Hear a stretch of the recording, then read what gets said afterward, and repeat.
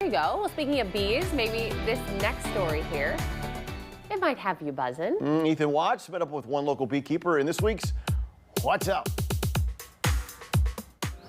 All right, guys, well, where there are bees, there are keepers. We got plenty of bees right here in Napoleon. We're at the Honey Blossom Orchards. We have our good friend Brad. Brad, what are we going to be doing? What we're going to do is open up one of the single deep hives. Oh, good. We're going to inspect and look for the queen. If we can't find the queen, we're going to look for eggs and larvae to prove that the queen is in that hive. Okay.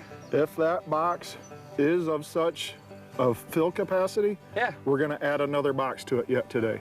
All right. Then we're going to get into one of the other boxes that actually has supers on it, which is the honey that we'll collect later this year to sell. And you guys can see right here the honey that they do a great job of. So Brad and I are going to do some digging, going to do some investigating. We're going to let you guys see what all goes on.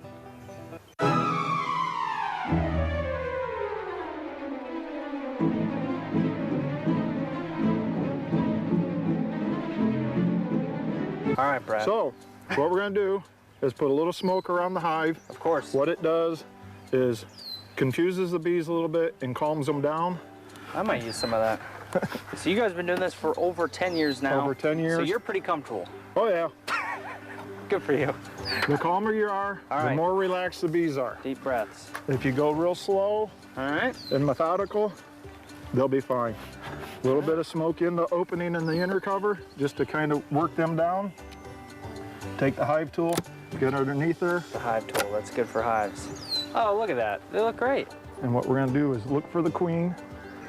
And I don't spend a lot of time looking for her, trying to find her. Okay. I look for a lot of times evidence of her.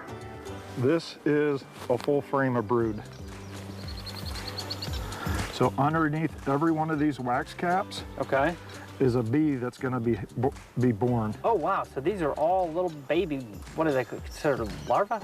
It's in the larva pupa stage. I mean, they're actually developed at this stage to where, like right here, you see that bee there? They're cleaning that cell out right now to get ready for another bee to be laid in there. Oh, wow. So what's all this? It looks almost like glossy. You see how they're over here on this right side? Right here, you're talking? No, right, see where all this That's honey. Is? Okay, that's what I thought. Yep. All right, we found honey. How about that? So remember how I told you the little pieces of rice? See those little white dots inside there, the little sticks? Those are 1 to 3 day old eggs. So we know the queen has been in here the past 1 to 3 days. Correct. Oh. So this is where I stop trying to find the queen because I know she's been present. She's been here. Yep. And then we'll take these pollen patties off. Okay. And I'm gonna grab a box and you're gonna set a box. All right. All right, so we're setting the box. Yep. So grab the box by these. Nope. Oh, okay. Grab the box by the outer handles. All right. And when you set it, you want to set it on a 45-degree angle to the box that's there. So just gently set it on top. So like that? Yep. And what that does is once it touches, the bees will scatter from the edge and then just turn it into position. Okay. So just square it up now. Pretty good, right? And just like that. There we go. So we shut that, we leave that there. Yep. They mind their own beeswax. Right. So now we're gonna go into the next box, which has a super already on it, which is one that once it's full, we'll either add more boxes to it or we'll take this and off and actually do the harvesting of the honey. When we go to extract it, we cut all those caps off, stick it in an extractor, and the extractor spins the frames and throws the honey out to the drains side. It all out? Because the bees are smart.